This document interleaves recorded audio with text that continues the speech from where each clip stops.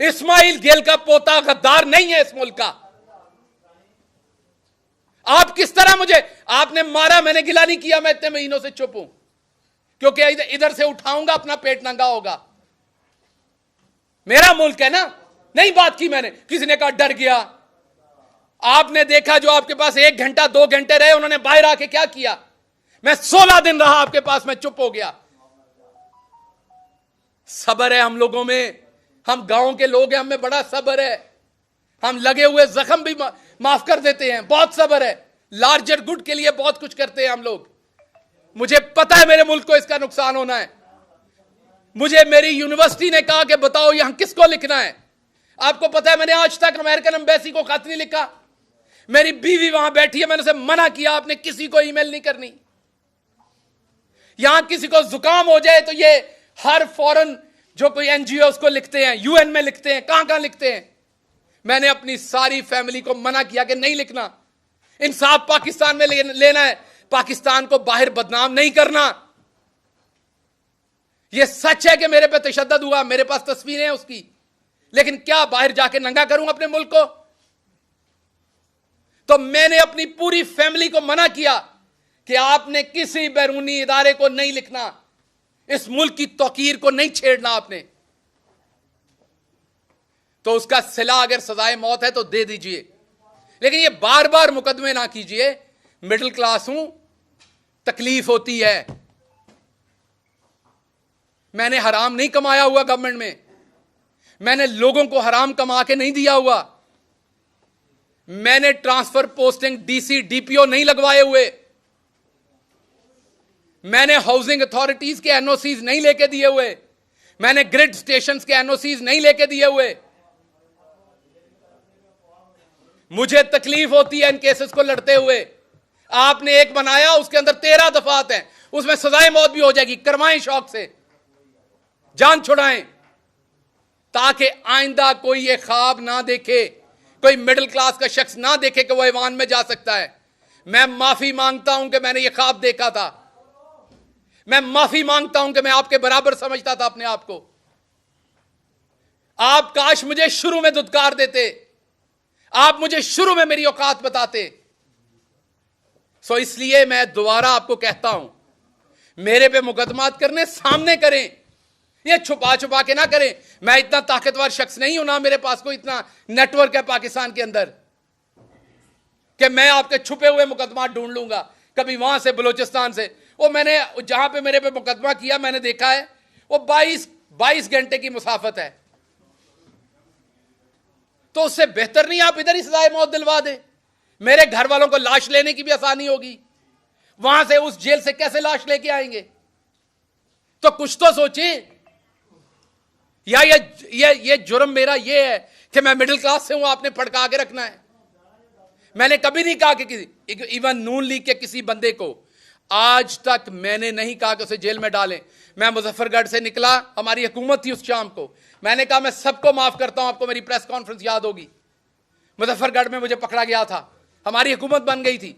मैंने कहा यहां से ऐलान करता हूं, मेरी पार्टी किसी नून लीग वाले को सियासी मुखालफत बयानबाजी में अंदर करेगी, मैं खिलाफ खड़ा हूंगा जाके। अभी भी कहता हूं, हमेशा खिलाफ खड़ा हूंगा। एक तरफ करप्शन करने वाले नवाज शरीफ के बेटे की तस्वीर लीक हो गई थी, तस्वीर लीक हो गई थी, कुर्सी पे बैठे साथ टिश्यू पेपर का डब्बा भी था।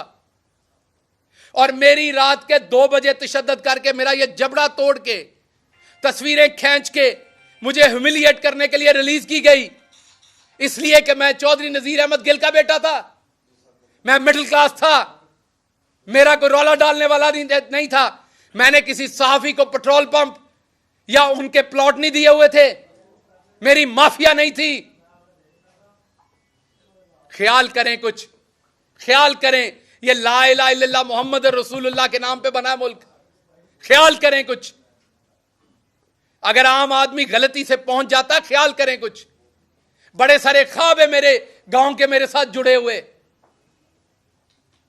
बड़ी सारी ख्वाहिशें हैं उनकी अभी, और मैंने सब लोगों की तरह उनको डबोया नहीं है। आपने मुझे 16 दिन रखा, आप मुझे दोबारा 16 दिन रखें। मेरे पे एक छींटा करप्शन का निकाल के दिखाएं। पाकिस्तान में आज करप्शन करना नॉर्मल है। मेरी फैमिली ने एक दफा 2000 रुपए का पेट्रोल, सरकारी गाड़ी का 2000 रुपए का पेट्रोल जो है वो प्राइवेट गाड़ी में डाल दिया। मैंने अपनी फैमिली से लड़ाई की।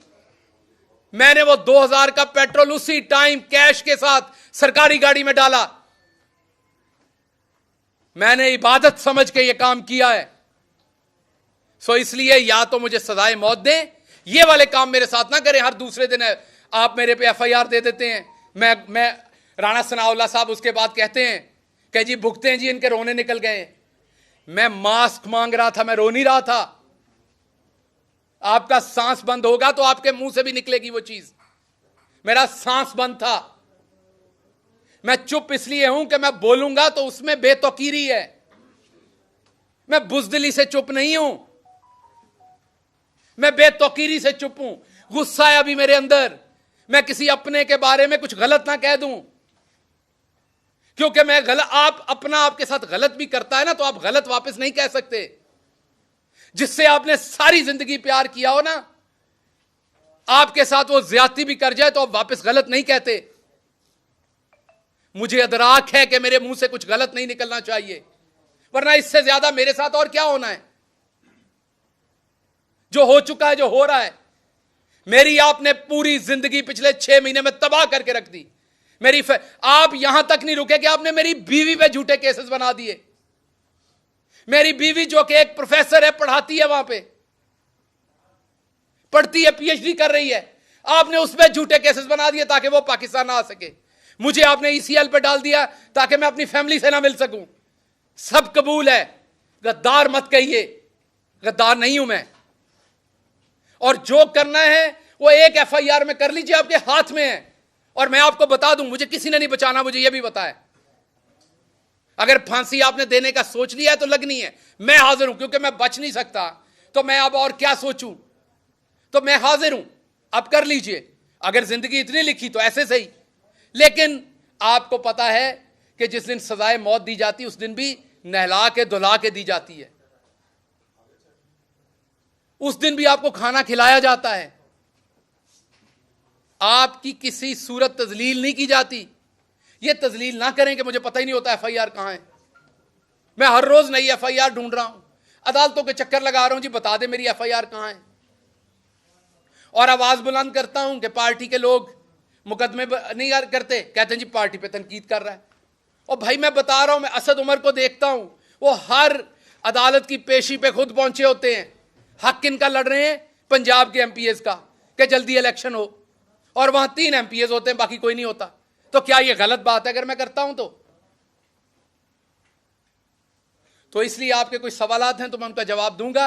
मैं सिर्फ यह चाहता हूं कि आपने जिस तरीके से फवाद चौधरी के केस में 4 दफा हाई कोर्ट के जज की बेतौकीरी की, इंडियन सुप्रीम कोर्ट फैसला दे चुकी है 124A पे। बंदयाल साहब, आप शान है पंजाब की, पाकिस्तान की, बड़ी बड़ी आपसे तवक्कुआत है। दुनिया की बेस्ट यूनिवर्सिटी से पढ़े हुए हैं। Please move your pen. अगर आप अभी जस्टिस नहीं करेंगे ऑनरेबल जज साहब, तो कब करेंगे? अगर इंडियन सुप्रीम कोर्ट हटा सकती है, अंग्रेज जो हमारे ऊपर गासिब था, हम जिसके गुलाम थे, वो कहता था इस केस में आप गद्दार हैं, अब तो ये हमारा अपना मुल्क है, अब हम गद्दार कैसे हो गए? या फिर बता दीजिए कि ये अभी भी सिर्फ मुल्क है। मिडिल क्लास गांव के लोग अभी भी यहां गद्दार हो सकते हैं। बताएंगे किसी एक शहजादे को आपने गद्दार कहा हो? बताएंगे किसी एक शहजादे पे आपने